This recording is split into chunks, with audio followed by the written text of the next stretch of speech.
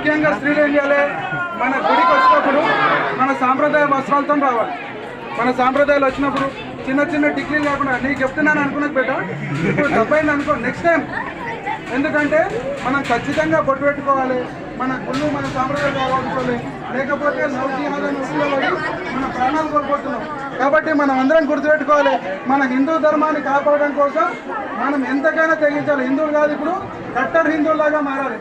అప్పుడే మన హిందూ జాతి ముందుకుంటారు. లేకుంటే ఈ గుడి మెట్లెక్కడానికి మన గుళ్ళు ఉండవు, గోపురాలు ఉండవు, ఈడొకటే మసీదు అయిపోతుంది, అప్పుడు మనం ఇంట్లో పోటీ పోతాం. కాబట్టి అదొక్కటి గుర్తుపెట్టుకోండి, మన జాతిని రక్షించుకోవడానికి మనం అందరం ఒక కట్టర్ హిందువుగా మారాలి. ఒక్కసారి లక్ష్మీ నరసింహ స్వామి వారికి జై శ్రీరామ్.